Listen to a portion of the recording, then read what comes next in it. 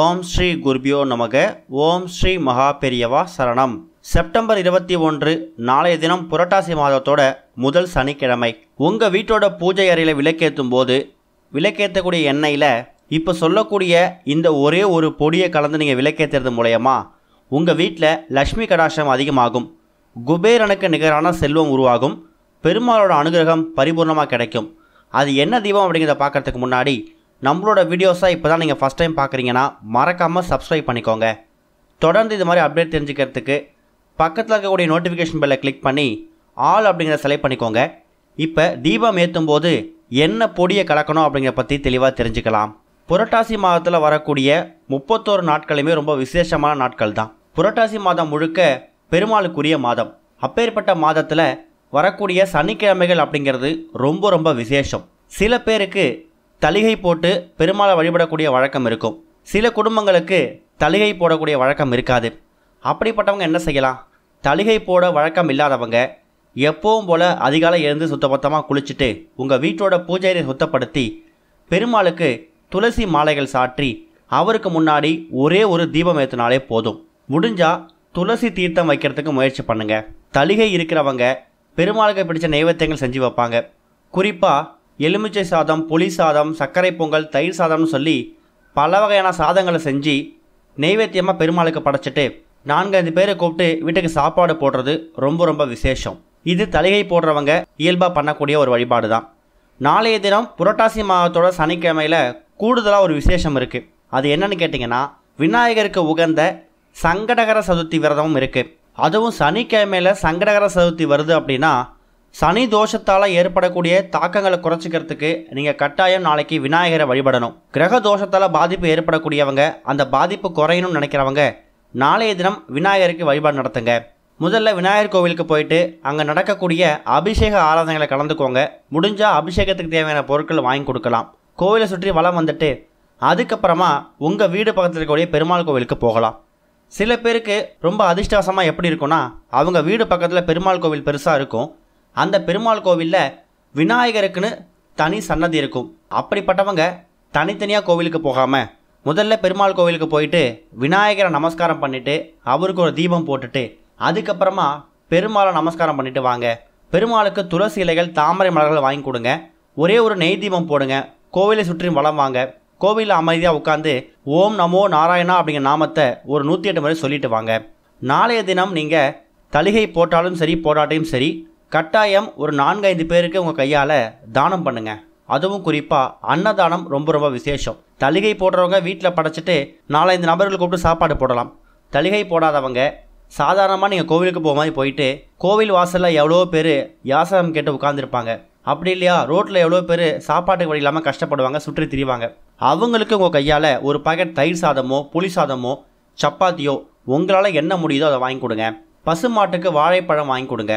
நாளைக்கு சங்கடகர சதுர்த்தி அப்படிங்கிறதால பெருமாள் கோவிலையோ இல்லை உங்கள் வீட்டு பக்கத்தில் கோவிலையோ யானை இருந்துச்சுன்னா அந்த யானை சாப்பிடக்கூடிய பழங்களாக இருக்கட்டும், சாப்பாடு உணவாக இருக்கட்டும், எது வேணாலும் வாங்கி கொடுக்கலாம்.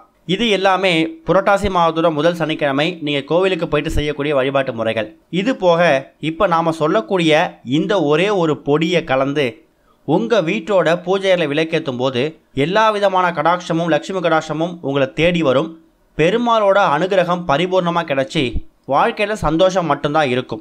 அது என்ன பொடி அப்படிங்கிறத பற்றி பார்ப்போம். இந்த பொடியை கலந்து இந்த தீபத்தை எப்போ ஏற்றலான்னா, காலையில் நீங்கள் பூஜை செய்யும் போது ஏற்றினாலும் சரி, இல்லை காலையில் தளிகையெல்லாம் முடிச்சுட்டு மாலை 6 மணிக்கு மேலே கண்டிப்பாக உங்கள் வீட்டில் பூஜையில் விளக்கேற்றி பூஜை பண்ணுவீங்க. அந்த நேரத்தில் கூட விளக்கேற்றும் போது விளக்கேற்றக்கூடிய அந்த விளக்கு எண்ணெயில் இந்த ஒரே ஒரு பொடியை கலந்துடுங்க.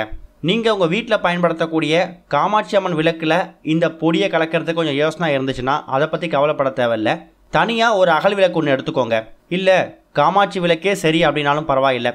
சின்னதாக ஒரு தட்டு ஒன்று எடுத்து அதில் ஒரே ஒரு கைப்பிடி அளவு பச்சரிசியாக பரப்பி வச்சுக்கோங்க. இந்த இடத்துல பச்சரிசியை ஏன் பரப்பி வைக்கிறோன்னா, பச்சரிசி அப்படிங்கிறது மகாலட்சுமி தாயார் வாசம் செய்யக்கூடிய ஒரு பொருள். மகாலட்சுமிக்கு பிடிச்ச ஒரு பொருள் பச்சரிசி. அந்த பச்சரிசியை ஒரே ஒரு கைப்பிடி எடுத்து தட்டு மேலே பரப்பி வச்சு அது மேலே கொஞ்சமாக துளசி இலைகள். இந்த துளசி இலைகள் அப்படிங்கிறது பெருமாளுக்கு ரொம்ப ரொம்ப உகந்தது. துளசியோட வாசம் எந்த இடத்துலலாம் இருக்குதோ அந்த இடத்துல பெருமாளோட வாசம் இருக்கும் அப்படிங்கிறது ஒரு பெரிய நம்பிக்கை. அப்பேற்பட்ட மகிமை வாய்ந்த சக்தி வாய்ந்த பெருமாளுக்கு உகந்த பிடிச்ச துளசி இலைகளை அந்த அரிசி மேலே கொஞ்சமாக தூவி விடுங்க. அதுக்கப்புறமா உங்கள் வீட்டில் பூஜை அறையில் வச்சுருக்கக்கூடிய விளக்கு, காமாட்சி விளக்காக இருந்தாலும் சரி, இல்லை இதுக்காக நீங்கள் காமாட்சி விளக்கை பயன்படுத்தாமல் நான் அகல் விளக்கை பயன்படுத்திக்கிறேன் அப்படின்னாலும் சரி, அதை பற்றி பிரச்சனை இல்லை. அந்த அரிசிக்கு நடுவில் ஒரே ஒரு காமாட்சி விளக்கையோ இல்லை அகல் விளக்கையோ வச்சுடுங்க. அதுக்கப்புறமா அதில் நெய் ஊற்றக்கூடாது. நீங்கள் வீட்டில் தீபம் ஏற்றுறதுக்கு எண்ணெய் யூஸ் பண்ணுவீங்கள்ல, தீபம் எண்ணெய், அதை ஊற்றி திரி போட்டு தீபம் ஏற்றணும். ஆனால் அந்த தீபம் ஏற்ற போகிறதுக்கு முன்னாடி தான் நீங்கள் முக்கியமான ஒரு பொடியை கலக்கணும். இது என்ன பொடி அப்படின்னா, முன்னாடியே சொல்லியிருக்கோம், பெருமாளுக்கு பிடித்த பொருட்களில் முக்கியமான ஒன்று துளசி. துளசி பொடி.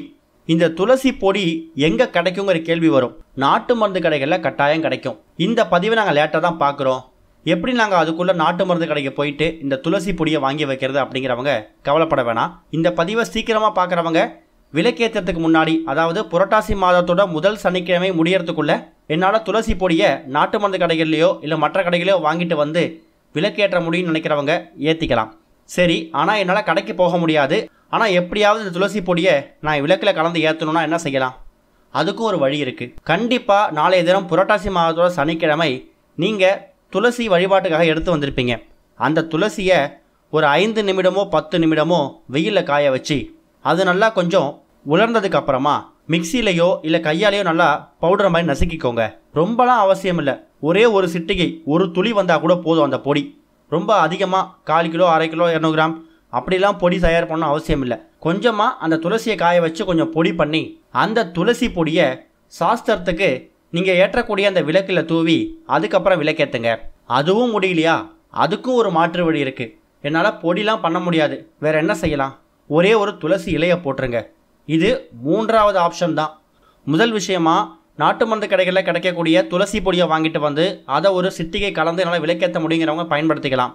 இல்லை நாட்டு மருந்து கடைக்கு போயிட்டு அந்த துளசி பொடியை வாங்க முடியாதுன்னு நினைக்கிறவங்க, நீங்கள் உங்கள் வீட்டில் இருக்கக்கூடிய இல்லை பூஜைக்கு வச்சிருக்கக்கூடிய துளசி இலைகளை ஒரே ஒரு கைப்பிடி துளசி இலையை கொஞ்ச நேரம் வெயிலில் காய வச்சிங்கன்னா அது நன்கு காய்ஞ்சு வறந்து போயிடும். அதுக்கப்புறமா அதை மிக்சியில் பொடி பண்ணி அந்த பொடியை நீங்கள் விளக்கேற்றக்கூடிய எண்ணெயில் அந்த தீபத்தில் ஒரே ஒரு ஸ்பூன் இல்லை ஒரு 1/2 சிட்டிகை போட்டுக்கலாம்.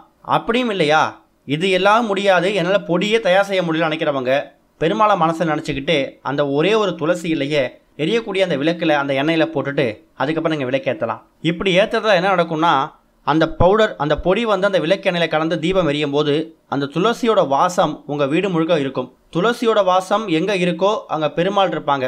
பெருமாள் இருக்கக்கூடிய இடத்துல மகாலட்சுமி தாயார் தானாகவே வந்துடுவாங்க.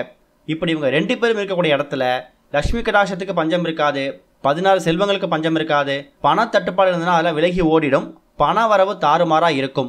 பணம் சம்மந்தப்பட்ட பொருளாதார சம்மந்தப்பட்ட பிரச்சனைகளெல்லாம் முற்றுப்புள்ளி வைக்கணும்னு நினைக்கிறவங்க அவங்க வீட்டில் மகாலட்சுமி தாயாரையும் மகாவிஷ்ணுவையும் அழைக்கிறது மூலயமா அப்படிப்பட்ட விஷயங்களுக்கு ஒரு தீர்வு காண முடியும். புரட்டாசி மாதத்தோட முதல் சனிக்கிழமை நீங்கள் விளக்கேற்றக்கூடிய எண்ணெயில் இந்த ஒரே ஒரு துளசி பொடியை கலந்து விளக்கேற்றது மூலயமா துளசியோட வாசம் உங்கள் வீடு முழுக்க நிறைஞ்சிருக்கும். அது மூலயமா பெருமாள் தானாகவே உங்கள் வீட்டுக்குள்ள வந்து அமர்ந்துடுவார். ஒருவேளை புரட்டாசி மாதத்தோட முதல் சனிக்கிழமை இந்த தீபத்தை ஏற்ற முடியலையா, பரவாயில்லை. அதுக்கப்புறம் மீதம் உங்களுக்கு 3 சனிக்கிழமைகள் இருக்குது. அதில் ஏதாவது சனிக்கிழமையை பயன்படுத்தி கூட இந்த தீபத்தை ஏற்றிக்கோங்க. முடிஞ்சால் புரட்டாசி மாதத்தோட முதல் சனிக்கிழமை துளசி பொடியை கலந்த தீபத்தை ஏற்றிடுங்க. ஓம் ஸ்ரீ குருபியோ நமக. ஓம் ஸ்ரீ மகா பெரியவா சரணம்.